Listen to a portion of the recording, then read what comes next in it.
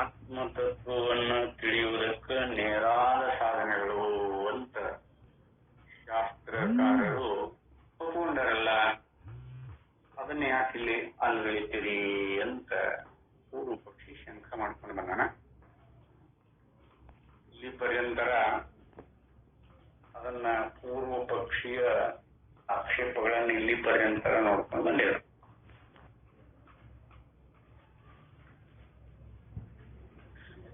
ಪ್ರಸಂಖ್ಯಾನಾದಿಗಳು ಏನು ಉಂಟಲ್ಲ, ಶ್ರವಣ ಮನನ ನಿಧಿಧ್ಯಾಸನಗಳು,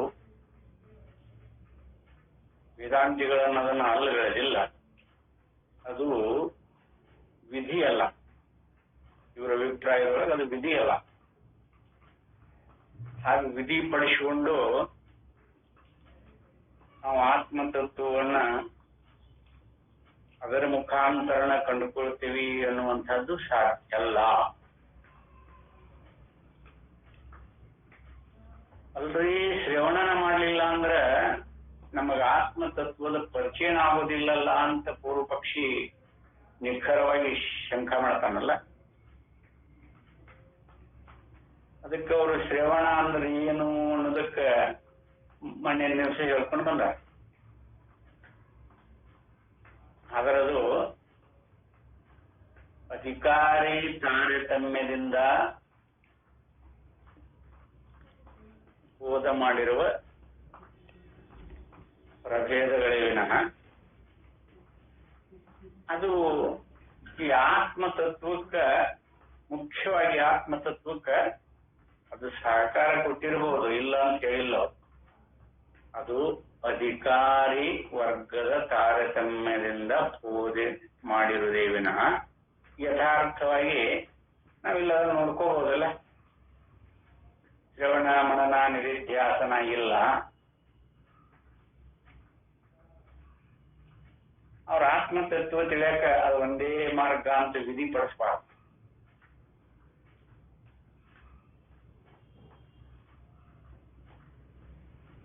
ನಾವೇನಂತ ತಿಳ್ಕೊಂಡೇವಿ ಇಲ್ಲೇ, ಶ್ರುತಿ ಪ್ರಮಾಣ ಇವುಗಳನ್ನ ನಾವು ಕೇಳುವುದರಿಂದ ಅದ ಶ್ರವಣ ಅಂತ ತಿಳ್ಕೊಂಡೇವಿ ನಾವು, ಅಲ್ವೇ? ಅದಕ್ಕನ ಶ್ರವಣ ಅಂತ ತಿಳ್ಕೊಂಡೇವೆ. ರಂಗದಲ್ಲಿ ಶಾಸ್ತ್ರಕಾರರಾಗಲಿ, ಉಪನಿಷತ್ಕಾರರಾಗಲಿ, ಭಾಷ್ಯಕಾರರಾಗಲಿ, ವ್ಯಾಖ್ಯಾನಕಾರರಾಗಲಿ, ಇನ್ನುಳಿದ ದಾರ್ಶನಿಕರಾಗಲಿ, ಆತ್ಮತತ್ವದ ಬೋಧನೆಗೆ ಅವರು ಬಳಸಿಕೊಂಡಿರುವಂತಹ ಪ್ರಕ್ರಿಯೆ ಯಾವುದು? ನೇತ್ಯಾತ್ಮಿಕ.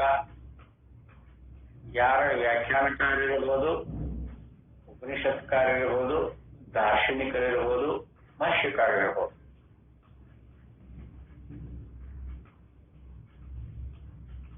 ಆತ್ಮನನ್ನ ಶ್ರವಣ ಮಾತ್ರದಿಂದ ತಿಳಿಲಿಕ್ಕಾಗುವುದಿಲ್ಲ, ಮನನ ಮಾತ್ರದಿಂದನೂ ತಿಳಿಲಿಕ್ಕಾಗುವುದಿಲ್ಲ. ನಿಧಿಧ್ಯಾಸನ ರೂಪ ಅವು ಸಾಧನ. ಅದೇ ಶ್ರುತಿ ನೋಡಲ್ ನೇರಾದ ಸಾಧನೆಗಳು ಅಂತ ಹೇಳಿರುವಂತಹ ಶ್ರುತಿನೇ ಆತ್ಮ ಸ್ವರೂಪ ಸಾಧನಕ್ಕೆ ಸಾಧ್ಯ ಅಲ್ಲ ಅಂತಾನೆ ಹೇಳುತ್ತಲ್ಲ. ಅಂದ್ರೆ ಅಲ್ಲಿ ಹೇಳಿದ ಕಾರಣ ಏನಿರ್ಬೋದು, ತಾತ್ಪರ್ಯ ಏನಿರ್ಬೋದು ಅಲ್ಲೇ ಹೇಳಲಿಕ್ಕೆ ಶ್ರವಣ ಮನನ ನಿಧಿಧ್ಯಾಸನಾದಿಗಳು ಬೇಕು, ಅವಶ್ಯ, ನೇರಾದ ಸಾಧನಗಳು ಅಂತ ಶ್ರುತಿಕಾರರು ಹೇಳ್ಕೊಂಡು ಬಂದಾರ. ಕಾರಣ ಏನಿರ್ಬೋದು? ಅಲ್ಲೇ ಅಧಿಕಾರಿ ವರ್ಗದ ತಾರತಮ್ಯದ ಬೋಧನೆ, ವಿಧಿಯಲ್ಲ. ಶ್ರವಣ ಮಾಡಿದ್ರೆ ಆತ್ಮತತ್ವ ದಕ್ಕತ್ತೇನ್ರಿ? ಈಗ ತತ್ವಮಸಿ ಅಥವಾ ಅಹಂ ಬ್ರಹ್ಮ, ನಾನು ಸದ್ಬ್ರಹ್ಮನಾಗಿದ್ದೇನೆ ಅನ್ಕೋತ ಕೂತ್ರ ಶ್ರವಣ ಅಲ್ಲ. ಅವನು ಶ್ರವಣ ಸದ್ಬ್ರಹ್ಮ ಅಂತ ಹೇಳ್ತಿ, ಶ್ರುತಿ ಹೇಳಿ ನಾನು ಸದ್ಬ್ರಹ್ಮ ಅಹಂ ಬ್ರಹ್ಮಾಸ್ಮಿ ಹೇಳ್ತಿ, ಶ್ರುತಿ ಹೇಳ್ತಾರೆ. ಅದು ಏನಾದ್ರೂ ಶ್ರವಣ ನೋಡಲ್ಲಿ ಏನ್ ಹೇಳ್ತಾರೆ, ಅದಕ್ಕೆ ಶ್ರವಣ ಮಾಡೋ ಪದ್ಧತಿ ಬಹಳ ಮಾರ್ಮಿಕವಾಗಿರುವಂತ. ಅದು ಶ್ರವಣ ಸಮಕಾಲದೊಳಗ ಯಥಾರ್ಥ ಸ್ವರೂಪ ಜ್ಞಾನ ಆತು ಅಂದ್ರ ಅವನಿಗೆ ಮನನ ನಿಧಿಧ್ಯಾಸನ ಮಾಡುವ ಅವಶ್ಯಕತೆ ಇಲ್ಲ ಅಂತ ಅದ ಶ್ರುತಿ ಹೇಳುತ್ತೆ. ಅದಕ್ಕೆ ವಿಧಿಯಲ್ಲ. ಶ್ರವಣ ಮಾಡುವ ಪದ್ಧತಿಯನ್ನ ಮನೆ ನಿಮಿಷ ಹೇಳ್ಕೊಂಡು ಬಂದ.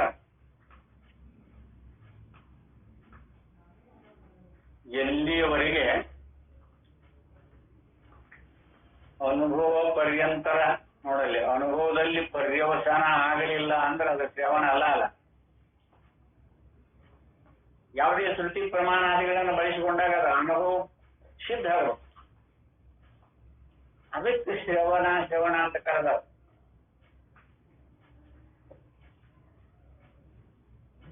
ನಾವು ಬರೀ ಶಬ್ದದ ಅರ್ಥ, ಆ ಅರ್ಥದ ಸ್ವರೂಪದೊಳಗೆ ನಾವು ತಾಳ್ಯಾತ್ಮಗೊಂಡು ಅನುಭವಾನುಸಾರಿಯಾಗಿ ಕಂಡಾಗ ಅದಕ್ಕೆ ಏನು ಫಲ ಬರ್ತದೆ ಅನ್ನೋದು ನಮ್ಮಲ್ಲಿ ಅನುಭವಕ್ಕೆ ಗೊತ್ತಾಗ್ತದೆ.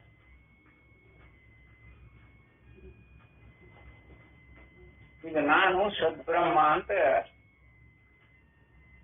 ನೋಡ, ಅದನ್ನ ಶ್ರವಣ ಹೇಗೆ ಮಾಡ್ಕೋಬೇಕು ಹೇಳ್ತೀವಿ, ಶ್ರುತಿ ಹೇಳ್ತೀವಿ, ಹೇಳಿದೀವಿ ನಾವು ಶಬ್ದ. ನಾನ ಸದ್ಬ್ರಹ್ಮ ಮತ್ತೆ ಯಾವುದು ಇಲ್ಲ ಅಂತ ಹೇಳಿ,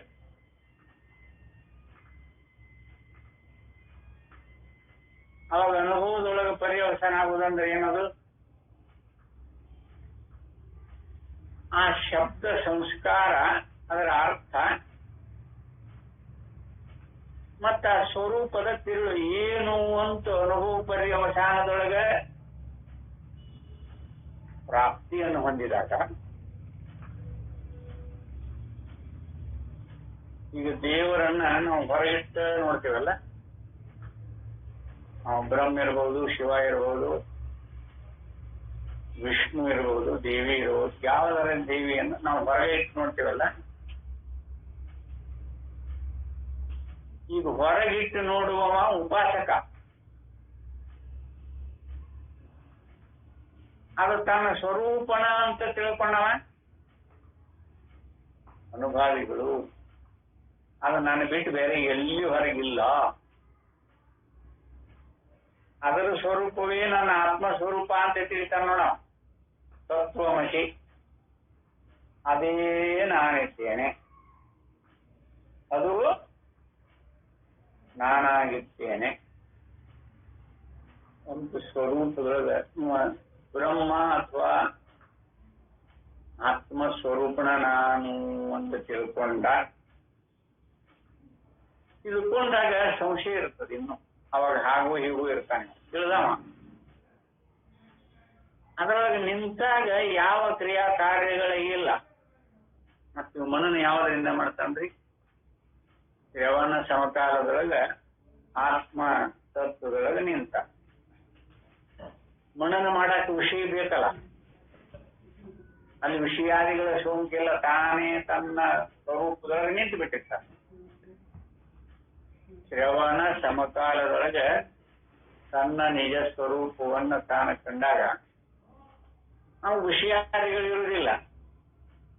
ಶರೀರ, ಅಂತಃಕರಣ, ಇಂದ್ರಿಯ, ಹೊರಗಿರುವಂತಹ ಭೌತಿಕ ಪ್ರಪಂಚ, ದೈವಿಕ ಪ್ರಪಂಚ, ಇವು ಯಾವುದೊಂದು ಇರುವುದಿಲ್ಲ. ಅವ ಮನನ ಯಾವುದನ್ನು ಮಾಡ್ಬೇಕವಾಗ? ಶ್ರವಣ ಸಮಕಾಲದೊಳಗೆ ತಾನಾಗಿರುವ ತನ್ನ ಸ್ವರೂಪದೊಳಗೆ ತಾನಿರುವಾಗ ವಿಷಯಾದಿಗಳು ಯಾವ ಇರುವುದಿಲ್ಲ. ಈ ಗಪ್ಪುಗಡದ ನಿದ್ರೆ ಎತ್ತಿತ್ತು ಅಂತ ಇಟ್ಕೊಳ್ಳಿ, ತನ ನಿದ್ರೆ ಅಂತ ಕರೀತಾರ. ಅವಾಗ ಯಾವ್ದಾದ್ರೂ ವಿಷಯಾದಿಗಳ ಬಗ್ಗೆ ಚಿಂತನೆ ಏನಾದ್ರೂ ಉಂಟಾದಿದ್ದ ಅಲ್ಲಿ ಮತ್ತೊಂದು ಇರುವುದಿಲ್ಲ. ಬರೀ ಅದು ಸ್ಯಾಂಪಲ್ ದೃಷ್ಟಾಂತ. ತವೇ ಬ್ರಹ್ಮ, ನಿಧಿ ಮಾಡುವನ ಬ್ರಹ್ಮ ಅಂತ ತಿಳಿದಿರಿ. ಯಾಕಂದ್ರೆ ಅದು ಅಲ್ಲಿ ಬರೀ ದೃಷ್ಟಾಂತ ರೂಪವಾಗಿ ಬಳಸಿಕೊಂಡ. ಅಲ್ಲಿ ಆತ್ಮ ಸ್ವರೂಪದೊಳಗೆ ಇರ್ತಾನೆ, ಇಲ್ಲಂತಲ್ಲ. ಆದ್ರೆ ಆ ಅನುಭವವನ್ನ ಎತ್ತರದ ಪ್ರಮಾತೃವಿಗೆ ಅನುಭವ ಗೋಚರವಾಗಿ ಈ ಪ್ರಮಾತೃ ಏನಿದ್ದಾನಲ್ಲ ಅವ ತಾನಾಗಿ ಎತ್ತರದ ಸ್ಥಿತಿಯೊಳಗನ ಯಾವಾಗ ಬರ್ತಾನ ಅವಾಗ ತಾನಾಗಿದ್ದಾಗ ಅವಾಗ ಅವನ ಸ್ಥಿತಿ ಸೂರ್ಯ ಅಂತ ಕರೀತಾರ. ಎತ್ತರ ಸ್ವಪ್ನಾದಿಗಳು ಸುಷುಪ್ತಿ ಒಳಗಿರುವುದಿಲ್ಲ. ಸೂರ್ಯನೊಳಗ ಎತ್ತರನೂ ಇಲ್ಲ, ಸ್ವಪ್ನನೂ ಇಲ್ಲ, ಸುಷುಪ್ತಿನೂ ಇಲ್ಲ. ಸೂರ್ಯನೊಳಗ ಅದಕ್ಕೆ ದೃಷ್ಟಾಂತ ರೂಪವಾಗಿ ಆ ಸುಷುಪ್ತಿ ಅವಸ್ಥೆಯನ್ನು ಕೊಟ್ಟಾರ, ಇಲ್ಲಂತಲ್ಲ. ಆದ್ರೆ ಅದೇ ಸ್ವರೂಪ ಅಲ್ಲ. ಈ ಎತ್ತರದೊಳಗುನು ತಾನಾಗಿದ್ದವ ಸೂರ್ಯನ ಸ್ಥಿತಿಯೊಳಗನೆ ಇರ್ತಾನ. ವಿಷಯಾದಿಗಳು ಯಾವುವು ಇರುವುದಿಲ್ಲ. ಅದು ಶ್ರವಣ ಸಮಕಾಲದೊಳಗನ ಆಗತ್ತೆ ಅವನಿಗೆ. ಯಾವುದೇ ಶ್ರುತಿ ಪ್ರಮಾಣಗಳು ಅನುಭವದಲ್ಲಿ ಪರ್ಯವಸಾನ ಹೊಂದಿದಾಗ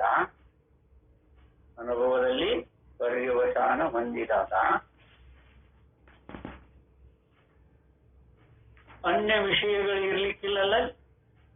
ಯಾರಿಗಾದ್ರೂ ಅನ್ಯ ವಿಷಯಗಳ ಗೋಚರ ಆಗಿತ್ತು ಉಂಟ ಅಲ್ಲಿ? ಅವಾಗ ಈ ಎತ್ತರದ ಪರಮಾತ್ರುವಿನ ಸ್ಥಿತಿ ಹೇಗಾಗಿರ್ತದ? ನಾನು ಅಂತೇವೆಲ್ಲ, ಮತ್ತ ಅಹಂ ಬ್ರಹ್ಮಾಸ್ಮಿ ಅಥವಾ ನಾನು ಸದ್ಬ್ರಹ್ಮ, ಅದು ಅವನ ಆತ್ಮಸ್ವರೂಪದೊಳಗನ ಈ ಪರಮಾತ್ರು ಅಥವಾ ನಾನು ಅನ್ನುವ ಪ್ರತ್ಯಯ ಅಥವಾ ಅನಿಸುವಿಕೆ ಅದಲ್ಲ. ಈ ಪ್ರತ್ಯಯ ರೂಪವಾಗಿ ನಾನು ಅಂತ ಮಾಡ್ಕೊಂಡಿರತ್ತ. ಇದು ಅನುಭವದೊಳಗ ಪರ್ಯವಸಾನ ಆದಾಗ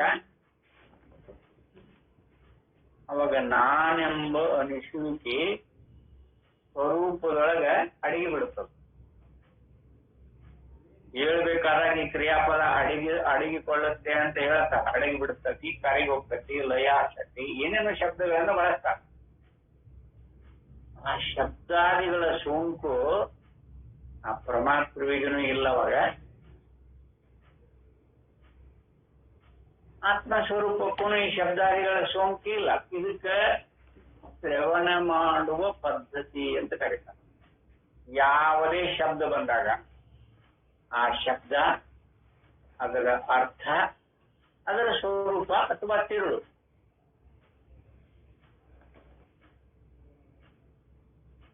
ಈ ಶಬ್ದ, ಅದರ ಅರ್ಥ, ಅದರ ತಿರುಳು ನಮ್ಮ ಆತ್ಮ ಸ್ವರೂಪವೇ ಅಂತ ಅನುಭವಕ್ಕೆ ಬರ್ತದ. ಶ್ರವಣ ಸಮಕಾಲದಾಗ ಆಗುವ ಕ್ರಿಯೆ ಅದು.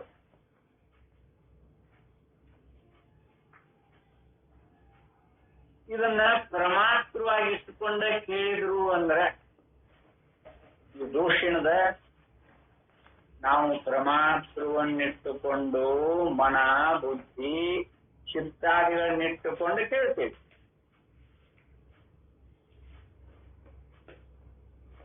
ಈಗ ಕೇಳಿದ್ರೆ ಪ್ರಮಾತೃ ಅಭಿಮಾನಿ ಪುರುಷ ಅಭಿಮಾನದಿಂದೊಡಗೂಡಿ ಬರೀ ಶಬ್ದ ಅರ್ಥರೂಪವಾಗಿರುವಂತಹ ತಿರುಳನ್ನು ಮಾತ್ರ ಗ್ರಹಿಸಬಲ್ಲ.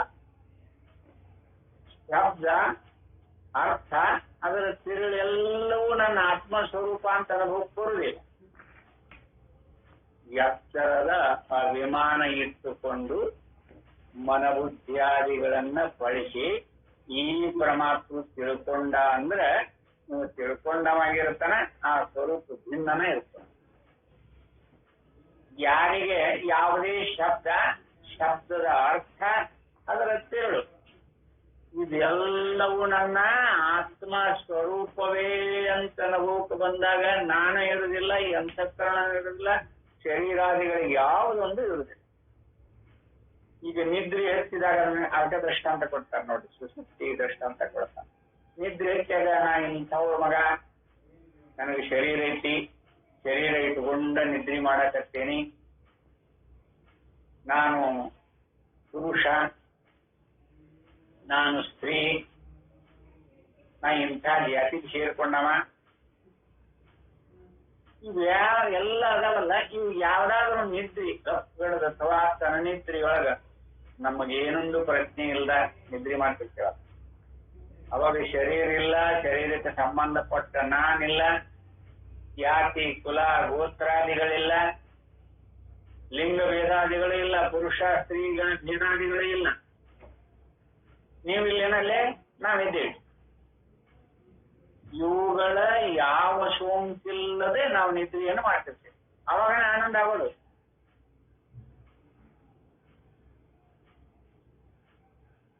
ಇವುಗಳೆಲ್ಲ ಅಪೇಕ್ಷೆಯಿಂದ ಆಗುವ ಆನಂದ ಅಲ್ಲ ಅಲ್ವಾ? ನೋಡಲ್ಲಿ ಇವುಗಳಿಗೆ ಸೋಂಕು ಯಾವುದೇ ಇಲ್ಲ. ಇಂಥ ಜಾತಿ ಅಂತಿಲ್ಲ, ನಾ ಪುರುಷ ಅಂತಿಲ್ಲ, ನಾ ಉಂಚ ನೀಚ ಅನ್ನುವ ಭೇದಾದಿಗಳಿಲ್ಲ, ಅಂತಃಕರಣಾದಿಗಳಿಲ್ಲ. ಶರೀರ ಇಲ್ಲ ಅಂದ್ರೆ ಅಂತಃಕರಣ. ಮತ್ತೆ ಯಾವ್ದಾದ್ರು ಪ್ರಪಂಚ ಚೇತನ ಇಲ್ಲ ಅಂದ್ರೆ ಪ್ರಪಂಚಾದಿಗಳ ಗೋಜು ಇಲ್ಲ. ನೋಡ್ರಿ ನಿದ್ರಿ ಅನುಭವ ನೋಡ್ಕೊಡ್ರಿ.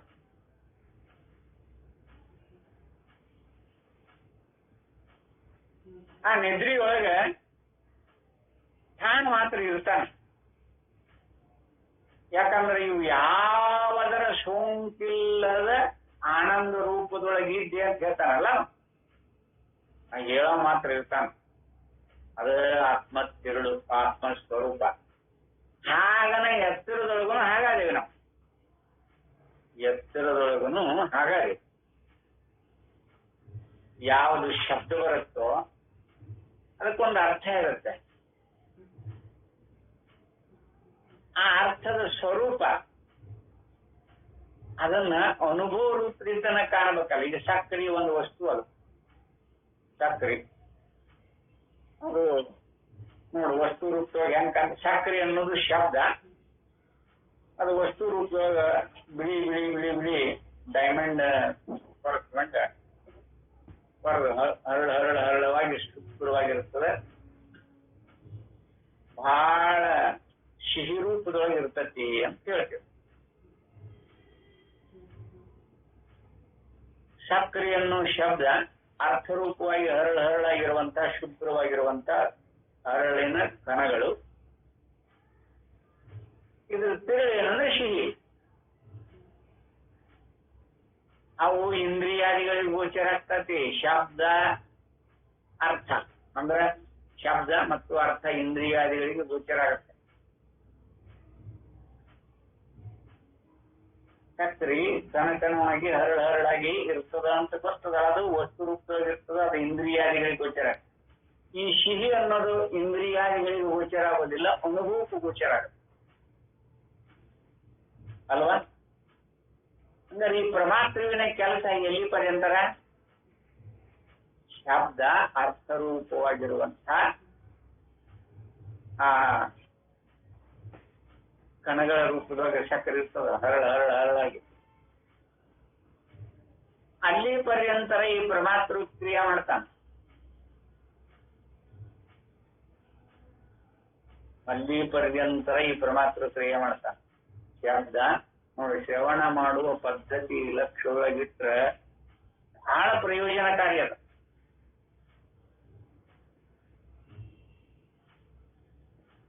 ಅದು ಶಬ್ದ ಮತ್ತು ಅರ್ಥರೂಪವಾಗಿರುವಂತಹ ವಸ್ತು ಸತ್ಯತ್ವ ಇವು ಇಂದ್ರಿಯಾದಿಗಳಿಗೆ ಗೋಚರ ಆಗತ್ತೆ.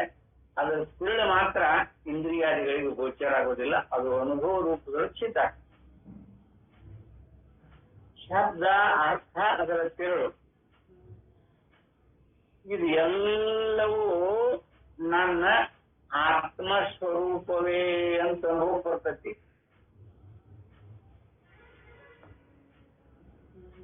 ಈಗ ಯಾರ ಶ್ರವಣ ಸಮಕಾಲದೊಳಗೆ ಶಬ್ದಾದಿಗಳನ್ನ ಅರ್ಥವತ್ತವಾಗಿ ಅದರ ತಿರುಳೆಲ್ಲವೂ ನನ್ನ ಆತ್ಮಸ್ವರೂಪ ಅಂತ ಯಾರು ನಿಲ್ತಾರ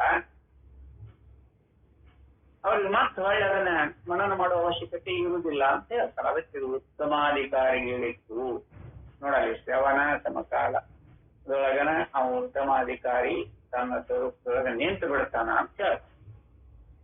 ಹಂಗಾರೆ ಅಧಿಕಾರಿ ವರ್ಗಗಳನ್ನ ಇಟ್ಟುಕೊಂಡೇ ಹೇಳಿರುವ ಬೋಧನೆ ಅದು ಒಪ್ಕೋಬೇಕ. ಒಬ್ಬರಿಗೆ ಆಗೋದಿಲ್ಲ, ಮತ್ತವ್ರು ಅದೇ ಶಬ್ದ ಅರ್ಥ ಅನ್ನುವಂತಹ ತಿರುಳನ್ನಿಟ್ಟುಕೊಂಡು ಮನನ ಮಾಡಿ ಮಾಡಿ ಮಾಡಿ ಅನುಭವಗಳ ಪರಿವರ್ತನೆ ಮಾಡ್ಬೇಕ. ಮಧ್ಯಮಾಧಿಕಾರಿ ಕನಿಷ್ಠನಿಗ ಅದನ್ನ ಬಿಡದಂಗ ಅದೇ ಚಿಂತೆಯೊಳಗಿರ್ತಾನಲ್ಲ ಅವ ಕನಿಷ್ಠ. ಅದಕ್ಕೆ ಅದಂಗರೆ ಅಧಿಕಾರಿ ವರ್ಗದಿಂದೊಡಗೂಡಿರುವಂಥ ತಾರತಮ್ಯದಿಂದ ಅದಾಗಿರುವಂತಹದ್ದು ಅಂತ ಅನುಭವ ಬರ್ತದೆ. ಇನ್ನ ಇವತ್ತಿನ ವಿಷಯ ಯಾವುದು ಅಂದ್ರೆ ಸಿದ್ಧಾಂತ ಶಾಸ್ತ್ರಕ್ಕೆ ಅನಾತ್ಮ ನಿಷೇಧದಲ್ಲಿಯೇ ತಾತ್ಪರ್ಯ. ನೋಡಿದ್ರೆ ಎಷ್ಟು ಮಾರ್ಮಿಕವಾಗಿ ಹೇಳಿದರು. ಶ್ರವಣ ಮನನ ನಿರುಧ್ಯಾಸನ ಇದ್ರನ ನಮಗ ಆತ್ಮತತ್ವದ ಕೃತಿ ಅಂತ ತಿಳಿಬೇಡ್ರಿ. ಇಲ್ಲೇ ಸಿದ್ಧಾಂತದೊಳಗ ಅನಾತ್ಮ ನಿಷೇಧದಲ್ಲಿಯೇ ತಾತ್ಪರ್ಯ. ಯಾವ ಉಪನಿಷತ್ಕಾರರಾಗಲಿ ಭಾಷ್ಯಕಾರರಾಗಲಿ ಬೋಧ ಮಾಡ್ತಾರೆ, ವ್ಯಾಖ್ಯಾನಕಾರರಾಗಲಿ ಬೋಧ ಮಾಡ್ತಾರೆ. ಏನನ್ನ ಬೋಧ ಮಾಡ್ತಾರೆ ಅವರು? ಅನಾತ್ಮಗಳನ್ನ ಅಲ್ಲ ಅಂತ ಹೇಳುವುದಷ್ಟ. ಇದ ನೋಡ ಆತ್ಮ ಅಂತ ಯಾರು ತೋರಿಸಿಲ್ಲ, ಬರೀ ನೇಟ್ ಹೇಳ್ತಾರೆ. ಆತ್ಮ ತತ್ವಕ್ಕ ಬೋಧ ಸೌಕರ್ಯ ಪ್ರಧಾನವಾಗಿರೋದು ಯಾವುದು? ಮುಖ್ಯವಾಗಿ ಪ್ರಾಮುಖ್ಯವಾಗಿರೋದು ಯಾವುದು? ನೇತ್ಯಾತ್ಮಿಕ. ಸಾಧನ ಹೇಳಿಲ್ಲ ಅವರು. ಸಾಧನ ಹೇಳ್ಯಾರನ ಅಲ್ಲಿ ಏನದು? ಸಾಧನಗಳನ್ನ ಹೇಳಿಲ್ಲ. ಅದಕ್ಕೆ ಅದು ಸಾಧನದಿಂದ ಸಾಧ್ಯ ಅಲ್ಲ ಅಂತಾನೆ ಹೇಳ್ಕೊಂಬಂದ್ರಲ್ಲ, ನಾವು ನೋಡುದಿಲ್ಲ. ಅವುಗಳನ್ನ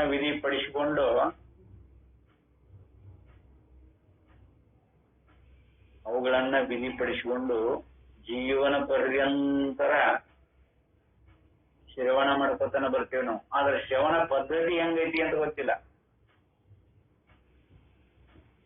ಅದು ಎಲ್ಲೋ ಕೆಲವೊಬ್ಬರಿಗೆ ಉತ್ತಮಾಧಿಕಾರಿ ಅಂತ ಹಚ್ಚಿ ಬಿಡ್ತಾರೆ.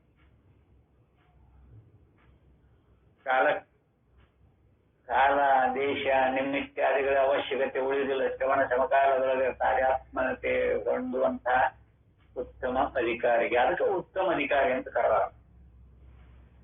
ಆದ್ರೆ ಇಲ್ಲೇ ಎಲ್ಲಾ ಉಪನಿಷತ್ತಿಗಾಗಲಿ ಭಾಷ್ಯಕಾರರಿಗಾಗಲಿ ವ್ಯಾಖ್ಯಾನಕಾರರಿಗೆ ಇನ್ನುಳಿದ ದರ್ಶನಕಾರರಿದ್ದಾರೆ. ಏನು ಅವಶ್ಯಕ ಇಲ್ಲೇ? ನೇತ್ಯಾತ್ಮಿಕ. ನೈತದ್ ಏವಂ ರಹಸ್ಯಾನಾಂ ನೇತಿ ನೇತಿ ಇತಿ ಅವಸಾನತಃ ಕ್ರಿಯಾ ಸಾಧ್ಯಂ ಪುರಾ ಶ್ರಾವ್ಯಂ ನ ಮೋಕ್ಷೋ ನಿತ್ಯ ಸಿದ್ಧತಃ. ಅದಕ್ಕೆ ಅವರು ಅದು ಹೀಗಲ್ಲ ಅಂತ ಹೇಳ್ತಾರೆ ನೋಡಿ. ಇದು ಹೀಗಲ್ಲ. ಏಕೆಂದರೆ ಉಪನಿಷತ್ತುಗಳ ವಚನಗಳು ಇದಲ್ಲ ಎಂದೇ ಪರ್ಯವಸಾನವಾಗಿರುತ್ತವೆ. ಕರ್ಮದಿಂದ ಸಾಧಿಸತಕ್ಕ ಫಲವನ್ನು ಪೂರ್ವಕಾಂಡದಲ್ಲಿ ಹೇಳಬೇಕು. ನೀವೆಲ್ಲಿದ್ರೀಗ ಉತ್ತರಕಾಂಡದಾಗ ಇದ್ದೀರಿ. ಉಪನಿಷತ್ತೆಲ್ಲ ನೇರವಾಗಿ ಆತ್ಮತತ್ವವನ್ನ ಬೋಧ ಮಾಡೋದಲ್ಲ. ಅದು ಹೇಗ? ನೇತ್ಯಾತ್ಮಿಕ ಭಾವದಿಂದ ಹೊಡೋದು. ದೇಶಾಗದಲ್ಲೇ ನೇತ್ಯಾತ್ಮಿಕ. ಇದಲ್ಲ ನೋಡು, ಶರೀರ ನೀನಲ್ಲ, ಪ್ರಾಣನು ನೀನಲ್ಲ. ನೋಡಿ, ಎಲ್ಲವನ್ನ ಅಲ್ಲುಗಳಿವಂತ ಅದನ್ನ ಕರ್ಮದಿಂದ ನಾವು ಏನಾದರೂ ಮಾಡಿಕೊಂಡು ಸಾಧನ ಮಾಡಿ ಆತ್ಮತತ್ವವನ್ನು ಪಡ್ಕೋತೀವಿ ಅಂದ್ರೆ ಅದು ಸಾಧ್ಯ ಅಲ್ಲ. ಕರ್ಮದಿಂದ ಸಾಧಿಸತಕ್ಕ ಫಲವನ್ನು ಕರ್ಮಕಾಂಡದಲ್ಲಿ ಹೇಳಬೇಕು. ಅದು ಧರ್ಮ ಜಿಜ್ಞಾಸ. ನೋಡು, ವೇದದ ಪೂರ್ವ ಭಾಗದೊಳಗೆಲ್ಲ ಕರ್ಮನ ಬೋಧ ಮಾಡ್ಯಾರ. ಧರ್ಮ ಜಿಜ್ಞಾಸ ಅಂತ ಕರೀತಾರ. ಆದ್ರೆ ಧರ್ಮ ಜಿಜ್ಞಾಸವನ್ನು ಪರ್ಯವಸಾನ ಮಾಡ್ಕೊಳಕ್ ಬರುತ್ತೆ. ಅದು ಅತ್ಯಂತ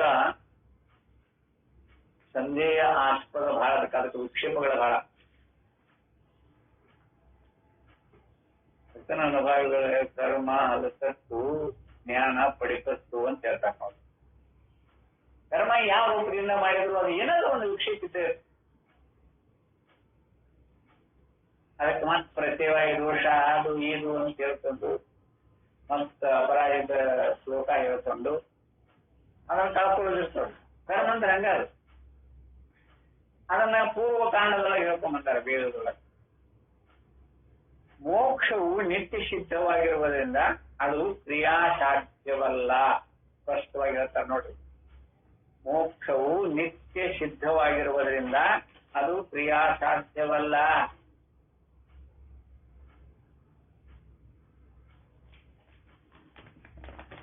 ಕರ್ಮ ಮಾಡಿ ಅಥವಾ ಸಾಧನೆಗಳನ್ನ ಮಾಡಿ ಸಾವಿರಾರು ವರ್ಷಗಟ್ಟಲೆ ತಪಸ್ಸನ್ನು ಮಾಡಿದ ಪುರಾಣದೊಳಗೆ ಇತಿಹಾಸದೊಳಗೆ ಸಾವಿರಾರು ವರ್ಷಗಟ್ಟಲೆ ತಪಸ್ಸು ಮಾಡಿದ ಕಥೆಗಳನ್ನು ಕೇಳ್ತೇವಲ್ಲ ನಾವು.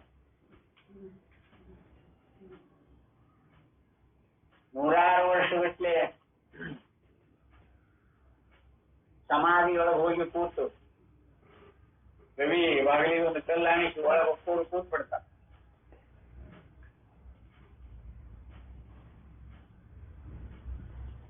ನೂರಾರು ವರ್ಷಗಟ್ಟಲೆ ಇರ್ತಾರ ಹಂಗ.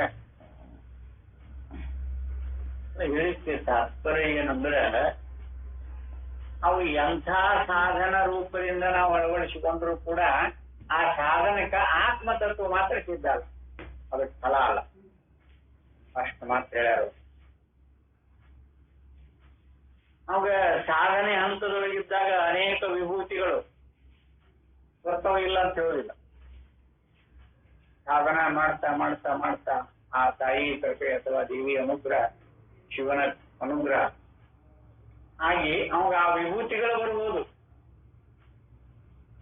ಅವ ವಿಭಿನ್ನ ರೂಪಗಳು, ಈ ಪ್ರಪಂಚದಕ್ಕಿಂತ ವಿಭಿನ್ನ ರೂಪಗಳು ಕಾಣ್ತಿರ್ಬೋದು, ತೋರ್ತಿರ್ಬೋದು.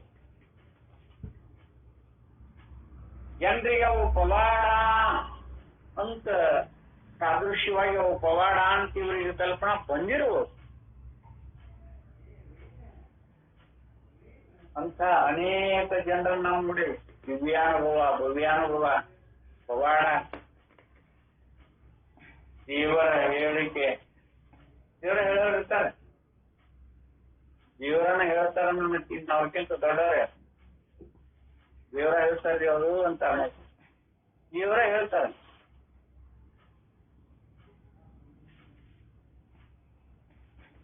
ಅನೇಕ ಘಟನೆಗಳು ನಡೀತೈತಿ, ಇಲ್ಲ ಅಂತೇಳಿ ಅದನ್ನ ಅಲ್ಲಗಳಿಲ್ಲ. ಅವರು ವೇದಾಂತಿಗಳು ಅಲ್ಲಗಳದಾರ ಅಂತ ಮಾಡಿ ಅಲ್ಲಗಳಿಲ್ಲ. ಎಲ್ಲಾ ಪವಾಡಗಳನ್ನು ಒಪ್ಕೋತಾರ. ದೇವರ ಹೇಳೋರ್ನು ಮೊದಲು ಮಾಡಿ ಯೋಗಿಕ ಜ್ಞಾನ ಅಂತ ಹೇಳ್ತಾರ. ಸ್ವಲ್ಪ ಲಕ್ಷ ಹಿಡ್ತಾರೆ. ಅದಕ್ಕೆ ಯೋಗಿಕ ಜ್ಞಾನ ಅಂತ ಕರೀತಾರೆ ವೇದಾಂತದೊಳಗೆ. ಅದೆಲ್ಲ ಸತ್ಯನೇ, ಆದ್ರೆ ಅದು ಯಾವುದು ಪರಮಾರ್ಥ ಸ್ವರೂಪ ಅಲ್ಲ. ಅದು ಯಾವುದು ಪರಮಾರ್ಥ ಸ್ವರೂಪ ಅಲ್ಲ. ಈ ಪರಮಾರ್ಥ ಸ್ವರೂಪ ಒಂದನ್ನ ನಾವು ದಕ್ಕಿಸಿಕೊಂಡಿವಿ ಅಂತ ನಾನು ಮಿಕ್ಕದ್ದು ಅಂತ ಐತಲ್ಲ, ಇದನ್ನೆಲ್ಲ ಕೈ ಬಿಟ್ಟು ಪರಮಾರ್ಥ ಸ್ವರೂಪ ಒಂದು ನಮಗೆ ಪ್ರಾಪ್ತ ಆಗ್ತದೆ ಅಂದ್ರ, ಅಥವಾ ಅದರ ಸ್ವರೂಪದೊಳಗೆ ನಾವು ನಿಂತರ ಈ ಸಂಸಾರ ದುಃಖ ಆಗಲಿ, ಅಥವಾ ಸಂಸಾರ ದುಃಖ ಅಂದ್ರೆ ಯಾವುದು, ಜನನ ಮರಣ, ಇವುಗಳ ತಾಪತ್ರೆ ಯಾವುದು ಇರುವುದಿಲ್ಲಲ್ಲೇ. ಮತ್ತೊಂದು ಇರ್ತದೆ ತಾನೆ. ಅದಕ್ಕೆ ಯಥಾರ್ಥವಾಗಿ ಮೋಕ್ಷವು ನಿತ್ಯ ಸಿದ್ಧವಾಗಿರುವುದರಿಂದ ಮೋಕ್ಷ ಅಂತ ಕರ್ಕೊಂಡಿವಲ್ಲ, ಬಂಧ ಮೋಕ್ಷ ಕರ್ಕೊಂಡಿರೋದು. ಮೋಕ್ಷ ಅದೇನಿ ಅಂತ ಯಾರಿಗೂ ಗೊತ್ತಿಲ್ಲ. ನೋಡಲಿ, ಮೋಕ್ಷವು ನಿತ್ಯ ಸಿದ್ಧವಾಗಿರುವುದರಿಂದ ಅದು ಕ್ರಿಯಾಸಾಧ್ಯವಲ್ಲ. ಅದಕ್ಕೆ ಉಪನಿಷತ್ ವಚನಗಳು ಬ್ರಹ್ಮಸ್ವರೂಪವನ್ನು ಇದಲ್ಲ ಇದಲ್ಲ ಎಂದು ಅದರಲ್ಲಿರುವ ಧರ್ಮಗಳನ್ನು ಅಲ್ಲಗಳೆಯುವುದರಲ್ಲಿಯೇ ಕೊನೆಗೊಂಡಿದೆ, ವಿಧಿಯನ್ನು ಹೇಳುವುದಿಲ್ಲ. ತೆಗೆದುಹಾಕಿಬಿಡುವುದಿಲ್ಲ. ಅಕಸ್ಮಾತ್ ಮನಸ್ಸಿನಾಗ ಏನಾದ್ರು ಇಟ್ಟುಕೊಂಡಿರ್ತದೆ. ಸಾಧನದಿಂದ ಆತ್ಮತತ್ವ ಸಾಧ್ಯ ಅಂತ ಇಟ್ಟುಕೊಂಡು ಅನೇಕ ವಿಧಿರೂಪವಾಗಿರುವಂತಹ ಕ್ರಿಯಾಕರ್ಮಗಳನ್ನ ಹೇಳ್ತಾರೆ. ತಪಸ್ಸು ಮಾಡಬೇಕು, ಜಪ ಮಾಡಬೇಕು, ತಪ ಮಾಡಬೇಕು, ಶ್ರವಣ ಮಾಡಬೇಕು, ಮನನ ಮಾಡಬೇಕು, ಇವೆಲ್ಲ ಸಮಾಧಿ ಸಂಪತ್ತಿ ಗುಣಗಳನ್ನು ಅಳವಡಿಸಿಕೊಂಡಿರಬೇಕು. ಅವೆಲ್ಲ ಯಾವುದಕ್ಕ ಎಲ್ಲ ಹೇಳ್ತಾವೆ. ಪರಿಷಡ್ ವರ್ಗಗಳನ್ನು ನಿಗ್ರಹ ಮಾಡ್ಕೊಂಡಿರಬೇಕು, ಸಮಯದಮೇ ಸಂಪತ್ತಿಯಿಂದ ಒಡಗೂಡಿರಬೇಕು. ಆಮೇಲೆ ಎಲ್ಲಾದ್ರೂ ಗುರುಗಳು ಬೋಧ ಮಾಡ್ತಿದ್ರೆ ಅದನ್ನು ಶ್ರವಣ ಮಾಡಬೇಕು. ಅವರು ಮಾಡಿದ್ದನ್ನ ಹೊಳ್ಳಿ ಮನನ ಮಾಡಬೇಕು. ಆ ಮನನ ಮಾಡಿದ್ದನ್ನ ನಿಧಿಧ್ಯಾಸನ ಮಾಡ್ಕೋಬೇಕು. ಎಲ್ಲಿ ಪರ್ಯಂತರ ಆತ್ಮತತ್ವ ತಿಳಿಯೋ ಪರ್ಯಂತರ ಅಲ್ವಾ ಇದು ಮಾಡ್ಕೊಳ್ಳೋದು. ಈ ವಿಧಿ ರೂಪ ಏನೈತಲ್ಲ, ಇದು ಎಲ್ಲ ಅಂತಃಕರಣಾದಿಗಳು ಅಥವಾ ಕರ್ತೃತ್ವ ಭಾವದಿಂದ ಒಡಗೂಡಿದ, ಕರ್ತೃವಿನಿಂದ ಒಡಗೂಡಿರುವಂತಹದ್ದು ಯಾವುದು ಪರಮಾರ್ಥ ಸ್ವರೂಪ ಅಲ್ಲ ಅಂತ ಹೇಳ್ಕೊತ ಬಂದ. ಮತ್ತ ಅದಕ್ಕೂ ಇದಕ್ಕೂ ಸಂಬಂಧ ಯಾವ ರೂಪದ್ದು? ಅದಕ್ಕವರು ಇಲ್ಲೇ ವಿಧಿಯನ್ನು ಹೇಳುವುದಿಲ್ಲ, ವಿಧಿಸತಕ್ಕದ್ದು ಕರ್ಮವು. ಅದನ್ನು ಕರ್ಮಕಾಂಡದಲ್ಲಿ ಹೇಳಿ ಆಗಿರುತ್ತದೆ. ವೇದದೊಳಗೆ ಮೊದಲ ಕರ್ಮಕಾಂಡ ಅಂದ್ರೆ ಧರ್ಮ ಜಿಜ್ಞಾಸ, ಅಥಾಥೋ ಬ್ರಹ್ಮ ಜಿಜ್ಞಾಸ ಅಂತ ಬ್ರಹ್ಮ ಸೂತ್ರ ಭಾಷ್ಯೊಳಗೆ ಬಂದಾರ ನೋಡಿ. ಇದಾದ ಬಳಿಕ ಯಾವ್ದಾದ ಬಳಿಕ ನೋಡಿ, ಅದಕ್ಕ ನಾನು ಹೇಳೋದು ಬಹಳ ಮಾರ್ಮಿಕವಾಗಿರುವಂತ ವಿಷಯ. ಇರ್ಲಿ, ಮೋಕ್ಷವು ಆತ್ಮಸ್ವರೂಪವೇ ಆಗಿ ನಿತ್ಯ ಪ್ರಾಪ್ತವಾಗಿರುವುದರಿಂದ ಅದು ಕ್ರಿಯೆಯಿಂದ ಪಡೆಯತಕ್ಕದ್ದೂ ಅಲ್ಲ. ಆದ್ದರಿಂದ ಪ್ರಸಂಖ್ಯಾನ ವಿಧಿಯು ಉಪನಿಷತ್ತಿನ ತಾತ್ಪರ್ಯವೆನ್ನುವುದಕ್ಕೆ ಬರುವುದಿಲ್ಲ.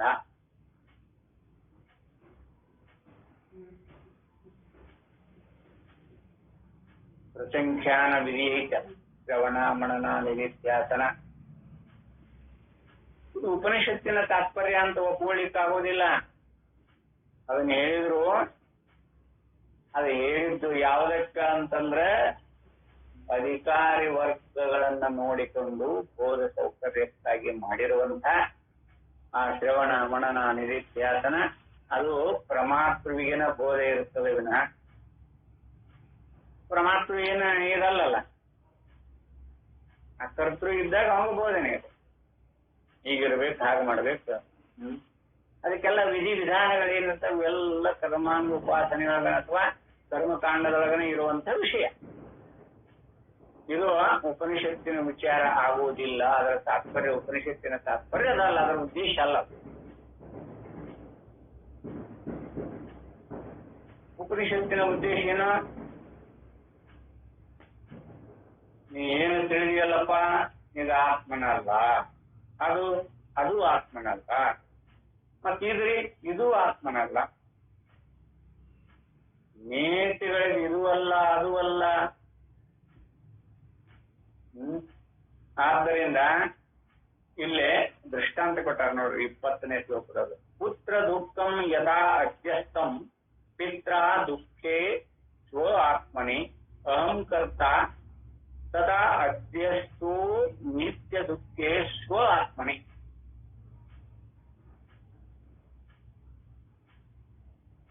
ವ್ಯವಹಾರಿಕ ದೃಷ್ಟಿಯೊಳಗ ಅಕಸ್ಮಾತ್ ಮಕ್ಕಳಿಗೆ ಏನಾದ್ರೂ ತೊಂದ್ರೆ ತಾಪತ್ರಯ ಬಂದಿತ್ತು ಅಂತ ಇಟ್ಕೊಳ್ರಿ. ಏನಪ್ಪ ನಮ್ಮ ಹುಡುಗ ಹಿಂಗಾಗೈತಿ, ಏನ್ ಮಾಡೋದು, ಎಷ್ಟು ಪ್ರಯತ್ನ ಮಾಡಿದ್ವಿ, ಅವನ ವ್ಯವಹಾರ ಸರಿನ ಆಗ್ತಾ ಇಲ್ಲ, ಆ ವ್ಯವಹಾರ ಅದ್ರೊಳಗೆ ಬಹಳ ದುಃಖ ತಪ್ತನಾಗ್ಯಾನ, ಸಿಕ್ಕೊಂಡು ಬಿಟ್ಟಾನ, ಹಿಂಗೆಲ್ಲ ಕಲ್ಪನೆ ಮಾಡ್ಕೊಂಡು ಅದು ತನಗ ಆಗೈತಿ ಏನೋ ಅಂತ ಅವರ ತಂದೆಯು ಮಗನ ದುಃಖವನ್ನು ದುಃಖವಿಲ್ಲದ ತನ್ನ ಸ್ವರೂಪದಲ್ಲಿ ಆರೋಪಿಸಿಕೊಳ್ಳುವಂತೆ. ಖರೆ ಅದ ಅವರ ತಂದೆ ದುಃಖ ಅಲ್ಲ, ಮಗನ ದುಃಖ ತನ್ನ ಮೇಲೆ ಆರೋಪ ಮಾಡ್ಕೊತಾನೆ. ಈಗ ಮಾಡ್ಕೊಂಡ ನಮ್ಮ ಹುಡುಗ ವ್ಯವಹಾರದೊಳಗೆ ಇರುವುದು, ವ್ಯವಹಾರ ಸತ್ಯನ ಅದು. ವ್ಯವಹಾರಿಕದೊಳಗ ಅಷ್ಟ ಮಟ್ಟಿಗೆ ಪರಮಾರ್ಥ ದೃಷ್ಟಿಗೆ ಅದು ಸಂಬಂಧ ಪಡುವುದಿಲ್ಲ. ಅದಕ್ಕೆ ಯಥಾರ್ಥವಾಗಿ ಇಲ್ಲೇ ಅಹಂಕಾರವು ಎಂದಿಗೂ ದುಃಖವಿಲ್ಲದ ತನ್ನ ಆತ್ಮನಲ್ಲಿ ಆರೋಪಿತವಾಗಿರುತ್ತದೆ. ತಂದೆಯು ಮಗನ ದುಃಖವನ್ನು ದುಃಖವಿಲ್ಲದ ತನ್ನ ಸ್ವರೂಪದಲ್ಲಿ, ಅವನ ಸ್ವರೂಪದೊಳಗೆ ಯಾವ ದುಃಖನೂ ಇಲ್ಲ, ಅವನ ಸುಖದಿಂದನೇ ಇದ್ದಾನೆ. ಯಾವುದೋ ಒಂದು ವ್ಯವಹಾರ ಮಾಡುವಾಗ ಮಗನಿಗೆ ಹಾನಿಯಾಗಿ ಲಾಭಗಳಿಲ್ಲ, ಹಾನಿಯಾಗಿ ಇದ್ದ ಸಂಪತ್ತನ್ನು ಹಾಳು ಮಾಡಿಬಿಟ್ಟ. ಮುಂದವನ ಬದುಕು ನೋಡ ಏನ್ ಸಂಬಂಧ ಇಲ್ಲ. ಮಗನ ಹಾನಿಯಾಗಿದ್ದನ್ನ ತನ್ನಗ ಹಾನಿಯಾಗೈತಿ ಅನ್ನುವಷ್ಟು ತಂದಿ ಅದನ್ನ ಆರೋಪ ಮಾಡ್ಕೊತಾನ. ಅವ್ನಿಗೆ ಏನು ಸಂಬಂಧ ಇಲ್ಲ, ಇಲ್ಲದೆ ಇದ್ರು ಅವ ಅದನ್ನ ಆರೋಪ ಮಾಡ್ತಾನ. ಇದು ವ್ಯವಹಾರ, ವ್ಯವಹಾರಿಕದೊಳಗೆ ಹಾಗೆ ಮಾಡೋದು ಸ್ವಭಾವ. ಅವಗೂ ಅಂತಃಕರಣಾದಿಗಳಿರ್ತಾವ, ಅವಗೂ ಅಂತಃಕರಣಾದಿಗಳಿರ್ತಾವ, ಅದಾಗಲ್ಲ. ಆದ್ರೆ ಅಹಂಕಾರವು ಎಂದಿಗೂ ದುಃಖವಿಲ್ಲದ, ನೋಡ್ರಿ, ಅಹಂಕಾರವು ಎಂದಿಗೂ ದುಃಖವಿಲ್ಲದ ತನ್ನ ಆತ್ಮನಲ್ಲಿ ಆರೋಪಿತವಾಗಿರುತ್ತದೆ. ಈ ಅಹಂಕಾರ ಅಂದ್ರೇನೋ, ಅವಾಗ ಹಾನಿಯಾಗಿತ್ತು ನೋಡ ಅಭಿಮಾನಿಸಿಕೊಂಡಿರುವಂತ ಈ ಅಹಂಕಾರ ಎಂದಿಗೂ ದುಃಖವಿಲ್ಲದ ತನ್ನ ಆತ್ಮನಲ್ಲಿ, ಆತ್ಮ ಯಾವಾಗಲೂ ಎಂದೆಂದಿಗೂ ದುಃಖ ಇರುತ್ತೆ.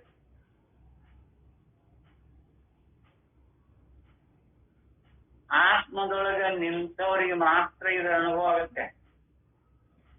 ಆತ್ಮನಲ್ಲಿ ದುಃಖ ಇಲ್ಲ ಅನ್ನೋದಕ್ಕೆ ಮತ್ತು ನಾವು ನಿದ್ರಿಸಿ ದೃಷ್ಟಾಂತನ ತಗೋಬೇಕು. ನಿದ್ರಿಯೊಳಗ ಏನೆಲ್ಲ ಕಷ್ಟ ನಷ್ಟ ಲಾಭ ಹಾನಿ, ಯಾವೊಂದು ಅಂತಃಕರಣ ಪ್ರಮಾತೃ ಪ್ರಮೇಯ ಯಾವುದೊಂದು ಇಲ್ಲ. ಅದಕ್ಕೆ ಆತ್ಮ ಹಾಗೆ ಇದ್ದಾನ ಅಂತ ಹೇಳ್ತಾರೆ. ಆತ್ಮನಲ್ಲಿ ಆರೋಪಿತವಾಗಿರುತ್ತದೆ. ಅಹಂಕಾರವು ದುಃಖಗಳಿಗೆಲ್ಲ ಆಶ್ರಯವಾದ್ದರಿಂದ ಅಹಂಕಾರವು ಅಧ್ಯಸ್ಥವಾಗಿದೆ ಅಂದರೆ ದುಃಖವೆಲ್ಲವೂ ಅಧ್ಯಸ್ಥವಾಗಿರುವುದೆಂದು ಹೇಳಿದಂತಾಯಿತು. ಅಹಂಕರ್ತ ಅಂದ್ವಿ ಅಂದ್ರೆ ಚಾಲ ನೋಡಲ್ಲ. ನೀವು ನೋಡ್ರಿ, ಅಹಂಕಾರ ಇಲ್ಲದೆ ಇರುವಾಗ, ಅಹಂ ಪ್ರತ್ಯಯ ಇಲ್ಲದಾಗಿದ್ದಾಗ ಯಾರಿಗಾದ್ರೂ ದುಃಖ ಬಂದು ಬರಗಿದ್ದು ಎತ್ತರದಾಗ ನೋಡ್ಕೊಳ್ರಿ, ನಿದ್ರಿಗೆ ಹೋಗ್ತೇವೆ. ನಾನತ್ವ ಇಲ್ಲ, ನಾನತ್ವ ಅಂತ ಕರೆದೇವಿಲ್ಲ. ನಾನೆಂಬ ಅನಿಸುವಿಕೆ ಅಥವಾ ಅರಿವೆಂಬ ನಾನು ಅಥವಾ ಅಹಂ ಪ್ರತ್ಯಯ, ಇವೆಲ್ಲ ಅಹಂ ಪ್ರತ್ಯಯನ ಹೌದಲ್ಲ. ಕರ್ತೃವಾಗಲಿ, ಅಂತಃಕರಣ ಆಗಲಿ, ಇಂದ್ರಿಯಗಳಾಗಲಿ, ಶರೀರ ಆಗಲಿ, ಪ್ರಪಂಚ ಆಗಲಿ, ಜೀವಾನು ದೇವತೆಗಳಾಗಲಿ, ಇವೆಲ್ಲ ಈ ಅಹಂ ಪ್ರತ್ಯೇಕ ಗೋಚರ. ಅಹಂ ಇಲ್ಲದಾಗ ಇವು ಯಾವಾಗ ಒಂದಾದ್ರೂ ಪ್ರತ್ಯಯ ಗೋಚರ ಆಗೈತೇನ್ರಿ? ಅಹಮ್ಮಿನೊಳಗೆ ಇವು ಪ್ರತ್ಯಯ ಆಕಾರವಾಗಿ ಇವೆಲ್ಲ ತೋರ್ತವಲ್ಲ. ಇವು ಅಹಂ ಇಲ್ಲದೆ ಇದ್ದಾಗ ಇವು ಯಾವ ಇದ್ದದ್ದು ಯಾರ್ಯಾರ ಅನುಭವ ಆಗೈತ? ಅದಕ್ಕ ಇವೆಲ್ಲವೂ ಅಹಂ ಪ್ರತ್ಯಯ ಇಷ್ಟು ಮಾರ್ಮಿಕವಾಗಿ ಹೇಳ್ತಾರೆ. ಇರುವ ಆತ್ಮಸ್ವರೂಪವನ್ನ ತಪ್ಪಾಗಿ ತಿಳಿದು ಅಹಂ ಪ್ರತ್ಯಯ ರೂಪದಲ್ಲಿ ನೋಡಕತ್ತೀವಿ. ನಾವಿವಾಗ ನಾವು ಅನುಭವ ಮಾಡಕತ್ತಿದ್ದು ಅದನ್ನೇ. ಅಹಂ ಪ್ರತ್ಯಯದ ಕೂಡ ಎಲ್ಲ ವ್ಯವಹಾರ ಆಗಲಿ, ನಾವಲ್ಲೇ ಜಿಜ್ಞಾಸ ಮಾಡೋದಾಗಲಿ, ಜಿಜ್ಞಾಸ ನೋಡಿ ಶಾಸ್ತ್ರ ಶ್ರವಣ ಇದು ಕೇಳುವುದಾಗಲಿ, ಎಲ್ಲ ಅಹಂ ಪ್ರತ್ಯಯದೊಳಗನೆ. ಈ ಅಹಂ ಪ್ರತ್ಯಯದಿಂದ ಹೊರಗೆ ಆಚೆ ಹೋಗ್ಲಿಕ್ಕೆ ಸಾಧ್ಯನೇ ಇಲ್ಲ. ನಾವು ಎಲ್ಲೋ ಒಬ್ಬ ಧೀರಗಿರ್ತದ. ಈ ಅಹಂ ಪ್ರತ್ಯಯಗಳನ್ನ ಬಿಟ್ಟು ನಿಲ್ಲುವಂತ ಧೀರ ಇದ್ದಾನ, ಇಲ್ಲಂತಲ್ಲ, ಅಂತ ಧೀರ ಅದಾರ, ಅನುಭವಿಗಳದಾರ. ಇದನ್ನ ಬಿಟ್ಟು ಯಾರು ಈ ಅಹಂ ಪ್ರತ್ಯಯ ಗೋಚರ ಐತಲ್ಲ, ಇದೆಲ್ಲ ಆದಿ ಭೌತಿಕ, ಆದಿ ದೈವಿಕ, ಆಧ್ಯಾತ್ಮಿಕ ಪ್ರಪಂಚವನ್ನು ಒಳಗೊಂಡಿರುವ ಪ್ರಮಾತ್ರವು ಇದೆಲ್ಲವೂ ನೋಡು. ಇದು ಅಹಂ ಪ್ರತ್ಯಯ ಗೋಚರ ಅಂತ ಯಾರಿಗೆ ಯಥಾರ್ಥ ಗೊತ್ತಾಗೈತೋ ಅವ ಆ ಮಾತನ್ನ ಅನುಭವ ರೂಪದಿಂದ ಹೊರಗಾಗ್ತಿರ್ತಾನ. ಲಕ್ಷ್ಯಗೆ ಇದೆಲ್ಲವನ್ನು ವಿಷಯವನ್ನಾಗಿ ಇಟ್ಟುಕೊಂಡಿರ್ತಾನ. ಈ ಅಹಂ ಪ್ರತ್ಯಯಕ್ಕೆ ವಿಷಯ ಆಗಿರೋದು ಎಲ್ಲನೂ ಒಂದು ಉಂಡಿಯನ್ನಾಗಿ ಮಾಡಿ ತಾವು ಹೊರಗೆ ಇರ್ತಾನ. ನೋಡುವವನಾಗಿರ್ತಾನ. ನೋಡುವವನಿಗೆ ಯಾವ ಸಂಬಂಧಾದಿಗಳಿಲ್ಲ. ಲಾಭ ನಷ್ಟ, ಕಷ್ಟ ಸುಖ ದುಃಖ ಈಗ ಯಾವ ಇಲ್ಲದ ಆತ್ಮ ಸ್ವರೂಪನಾಗಿದ್ದಾನ್ರಿ ಆತ. ಪ್ರಕಾಶ ರೂಪವಾಗಿದ್ದಾನ. ಇದಕ್ಕೆಲ್ಲದಕ್ಕೂ ಇದೆಲ್ಲವನ್ನೂ ವ್ಯಾಪಿಸಿಕೊಂಡಾನ. ಮತ್ತೆ ಇಲ್ಲ ಅಂತಲ್ಲ, ಆದ್ರೆ ಅವನೊಳಗೆ ಇವು ಯಾವ ಇಲ್ಲ. ಅವ ಇವು ಎಲ್ಲದರೊಳಗೂ ವ್ಯಾಪಿಸಿಕೊಂಡಾನ, ಆದ್ರೆ ಅವನೊಳಗೆ ಇವು ಯಾವ ಇಲ್ಲ. ಅವನೊಳಗೆ ಇವು ಯಾವೂ ಇಲ್ಲ.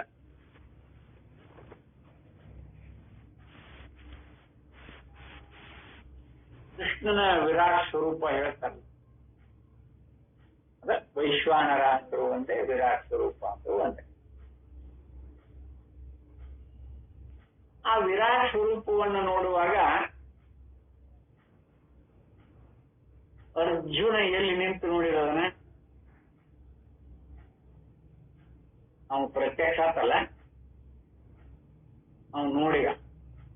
ನಾರದ ಮಹರ್ಷಿಗಳು ನೋಡ್ಯಾರ, ಸಂಜಯ ನೋಡ್ಯಾನ. ವ್ಯಾಸರ ಕೃಪೆಯಿಂದ ಅವಗೂ ಸಂಜೆಗೂ ಗೊತ್ತಾಗ್ಯದ ವಿರಾಟ್ ಸ್ವರೂಪ ನಾವು ಕಂಡದ. ಅರ್ಜುನ ನೋಡ್ಯಾನಲ್ಲ. ಈ ನೋಡುವವರು ಆ ವಿರಾಟ್ ಸ್ವರೂಪದ ಒಳಗಿದ್ರು ಏನು ಹೊರಗಿದ್ರು ಇವರು?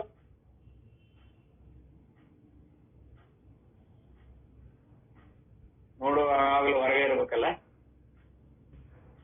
ವ್ಯವಹಾರಿಕ ದೃಷ್ಟಿಯೊಳಗೆ. ಇವ್ರನ್ನ ಒಳಗೊಂಡ ವ್ಯಾಪಿಸಿಕೊಂಡಿರ್ತಾನ ವಿರಾಟ್ ಸ್ವರೂಪ. ಮತ್ತೇನ್ ನೋಡಿದ್ರಿ ಇವರು? ವಿರಾಟ್ ಸ್ವರೂಪವನ್ನು ನೋಡಿಲ್ಲ, ಅನುಭವ ಮಾಡಿಕೊಂಡಾರ. ಎಲ್ಲವೂ ನನ್ನ ಆತ್ಮ ಸ್ವರೂಪವೇ ಅಂತ ಅನುಭವ ಆಗೈತೆ ಅವರಿಗೆ. ವೈಶ್ವಾನರ ಉಪಾಸಕರಿಗೆ ಆದಿ ಭೌತಿಕ, ಆದಿ ದೈವಿಕ, ಆಧ್ಯಾತ್ಮಿಕ ಈ ಮೂರೂ ಲೋಕದೊಳಗೆ ಏನು ಒಂದು ಘಟನೆ ನಡೆದ್ರು ಅವರಿಗೆ ಪ್ರತ್ಯಕ್ಷ ಗೋಚರ ಆಗತ್ತ. ವೈಶ್ವಾನರ ಉಪಾಸನ ಮಾಡಿದವನಿಗೆ ಇದು ಎಲ್ಲ ಪ್ರತ್ಯೇಕ ಸಾರವೇ. ಅವಗನ ವಿರಾಟ್ ವಿರಾಟ್ ಅಂತ ಕರೀತಾರ, ವೈಶ್ವಾನರ ಅಂತ ಕರೀತಾರ, ಹಿರಣ್ಯ ಗರ್ಭ ಅಂತ ಕರೀತಾರ. ಎಲ್ಲ ಗೋಚರ ಆಗತ್ತ ಅವನಿಗೆ.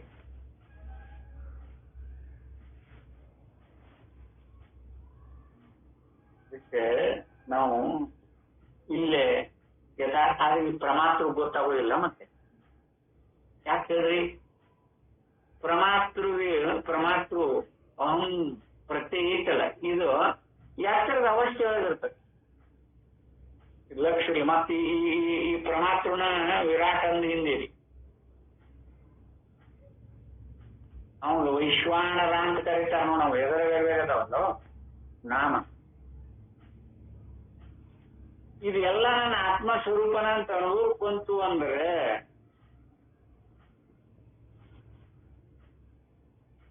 ಆತ್ಮ ಪ್ರತ್ಯಯಗಳೆಲ್ಲವನ್ನು ವಿಷಯ ರಾಶಿಯನ್ನಾಗಿ ಮಾಡಿಕೊಂಡು ಇದೆಲ್ಲವನ್ನ ನೋಡ್ತಿರ್ತಾನೆ. ಇದರೊಳಗೆ ಎಲ್ಲರಿಗೂ ವ್ಯಾಪಿಸಿಕೊಂಡಿರ್ತಾನೆ.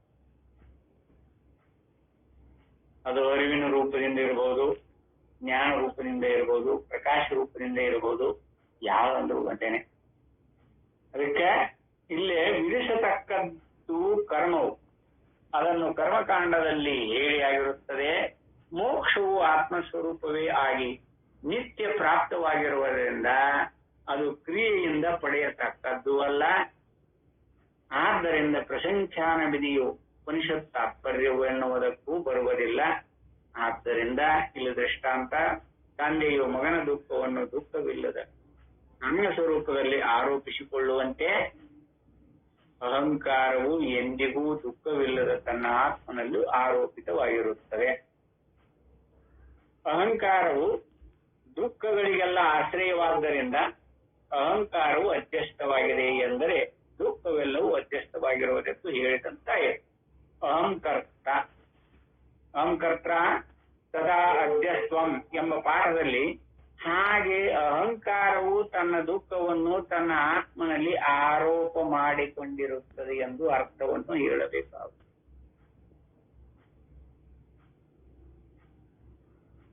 ಹೇಳಬೇಕಾಗತ್ತ. ಆದ್ರೆ ಆಗ ಅನುಭವದಲ್ಲಿ ಐತೇನ್ರಿ? ಅಹಂಕಾರವು ತನ್ನ ದುಃಖವನ್ನು ತನ್ನ ಆತ್ಮನಲ್ಲಿ ಆರೋಪ ಮಾಡಿಕೊಂಡಿರುತ್ತದೆ ಎಂದು ಅರ್ಥವನ್ನು ಹೇಳಬೇಕಾಗುವುದು. ನಾನೆಂಬ ಅಹಂಕಾರವೇ ಎಂದರೆ ಕರ್ತೃತ್ವ ಭೋಕ್ತೃತ್ವಗಳಿಂದೊಡಗೂಡಿದ ನಾನೆಂಬುವುದೇ ದುಃಖಗಳಿಗೆ ಆಶ್ರಯವು. ಇದು ಆತ್ಮನಲ್ಲಿ ನಿಜವಾಗಿ ಇಲ್ಲ, ತಪ್ಪು ತಿಳಿವಿನಿಂದ ತೋರುತ್ತದೆ ಅಂತ ಹೇಳ್ತಾರೆ. ಇನ್ನ ನಾಳೆ ನಿಮಿಷ ಮತ್ತೆ 21ನೇ ಶ್ಲೋಕ. ಸೋ ಅಧ್ಯಾಸೋ ನೇತಿ ನೇತಿ ಪ್ರಾಪ್ತವತ್ ಪ್ರತಿಷಿಧ್ಯತೆ ಭೂಯೋ ಅಧ್ಯಾಸ ವಿಧಿ ಕಶ್ಚಿತ್ ಕುತಶ್ಚಿನ್ ಉಪಪದ್ಯತೆ ಅಂತ ಹೇಳ್ತಾರೆ. ಅಲ್ಲೇ ನಾಳೆ ನಿಮಿಷ ಈ ಅಭ್ಯಾಸವನ್ನು ಇದಲ್ಲ ನಿಜವಾಗಿದ್ದದ್ದರಂತೆ ಅಲ್ಲಗಳೆಯಲಾಗಿದೆ. ಇದ ಬಹಳ ಮಹತ್ವಲ್ಲೇ ಆ ವಿಚಾರವನ್ನು ನಾಳೆ ನಿಮಿಷ ಮತ್ತೆ ವೇಸ್ಟ್ ಮಾಡೋಣ ಅಂತ ಹೇಳಿ ಈ 4 ಪುಷ್ಪಗಳನ್ನು ಸದ್ಗುರು ಚರಣ ಕರ್ಪಿಸಿ ಇವತ್ತಿನ ಈ ಉಪನ್ಯಾಸಕ್ಕೆ ಇವತ್ತಿನ ಅರಿವು